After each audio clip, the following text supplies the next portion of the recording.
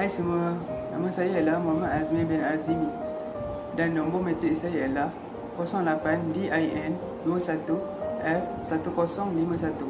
Saya akan berlakon menjadi seorang remaja yang gemar bermain komputer. Hai semua, saya Li Sheng dan nombor matrik saya ialah 08-DIN-21-F1022. Saya berlakon sebagai remaja yang suka menonton wayang, tetapi esok ada peperiksaan percubaan SPM. Hai, saya Ang Shenli and match nombor saya ialah 08-D-F1024. Saya melakon remaja yang suka bermain social media.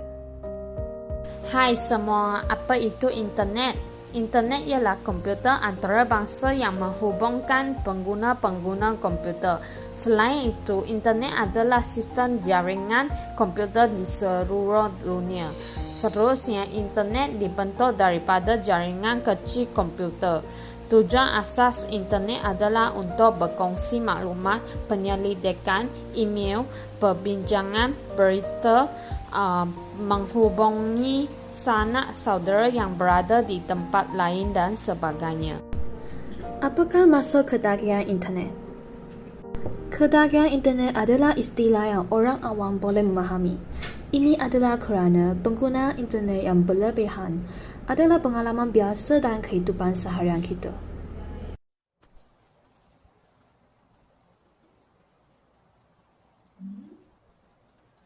Tapi esok bukan ada peperiksaan percubaan SPM ke? Tak apalah, menonton wayang dulu, tak payah baca buku lah.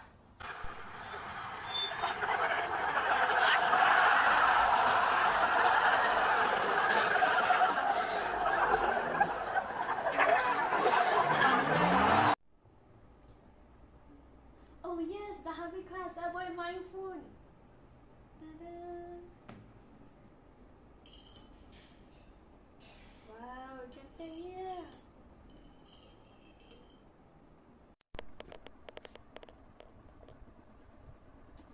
Alamak, sudah sampai 12 pagi.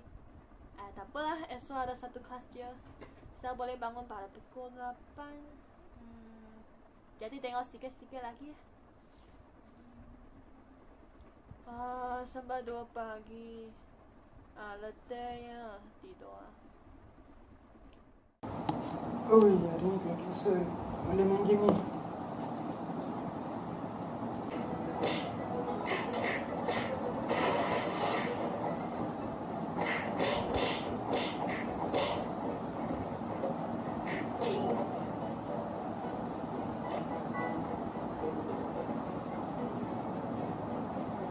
Bosan nak main laptop ni.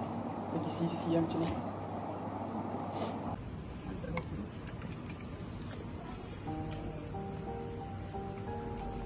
Terdapat beberapa langkah untuk mengatasi masalah remaja yang menonton wayang walaupun esok terdapat peperiksaan percubaan SPM. Remaja harus mengurus masa dengan bijak dan baik. Contohnya, remaja boleh menyediakan jadual waktu belajar supaya dapat mempunyai masa yang mencukupi untuk mengulang kaji. Dan bukannya menonton wayang walaupun esok ada peperiksaan percubaan SPM. Selain itu, remaja juga boleh mengikut kelas tuition. Melalui kelas tuition, remaja tidak mempunyai masa yang lebih untuk menonton wayang. Pada masa yang sama, remaja dapat memahami sesuatu topik dengan lebih teliti. Berkata pepatah, serampang dua mata. Seterusnya, remaja yang juga harus patuh pada segala nasihat daripada ibu bapa, kerana remaja sedar bahawa surga terletak di telapak kaki ibu. Oleh itu, ibu bapa harus selalu menasihati remaja supaya remaja dapat belajar bersungguh-sungguh dan tidak akan kedagihan menonton wayang. Kausa dapat menolong remaja mengembangkan rancangan tindakan untuk mengurangi masa yang menghabiskan dalam talian.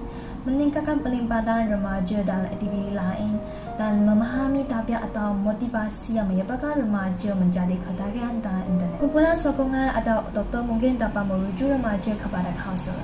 Ramah motivasi dan terapi realiti adalah teknik yang kadang-kadang digunakan oleh kaunselor untuk merawat ketagihan internet. Kaedah ini melibatkan ahli terapi yang memberikan soalan terbuka, mendengar refleksi dan teknik lain untuk membantu remaja memahami masalah mereka dengan lebih baik. Tambahan pula, remaja boleh melakukan senaman untuk menangani ketagihan internet. Melakukan senaman yang mencukupi akan didapati banyak faedah. Senam secara atur dapat membantu menjaga kesihatan, meningkatkan mood, membuat remaja akan lebih yakin diri, tidur lebih lelah dan banyak lagi. Sekiranya remaja menghadapi masalah ketagihan internet, senaman juga akan menjadi alternatif penggunaan masa remaja. Kemudian remaja boleh menetapkan keutamaan mereka. Ketagihan internet dapat dikurangkan jika aktiviti dan talian diletakkan dalam perspektif dibandingkan dengan sepanjang hayat remaja. Remaja boleh membuat senarai perkara luar talian yang mereka mahu atau perlu dilakukan dan memberi peringkat penting berbanding masa yang dihabiskan dalam talian. Sebagai contoh, remaja menetapkan tujuan untuk menghabiskan lebih banyak masa dengan rakan sebaya secara langsung dan bukan berinteraksi dengan mereka melalui media sosial. Selain itu, remaja juga boleh menetapkan tugas keutamaan yang ingin mereka melakukan sebelum menghabiskan masa peribadi dalam talian. Sebagai contoh, remaja akan memberitahu diri sendiri bahawa mereka akan membersihkan halaman rumah pada hujung minggu sebelum masuk ke dalam talian. Antara langkah-langkah yang boleh diambil untuk mengatasi masalah ketagihan bermain komputer ialah simpan rekod berapa banyak masa yang remaja habiskan di internet. Tuliskan masa, laman web atau aplikasi yang remaja akses dan keadaan emosi mereka semasa melayari internet dan mengapa mereka tinggal sepanjang masa dalam talian dan berapa banyak masa yang mereka habiskan di internet setiap hari.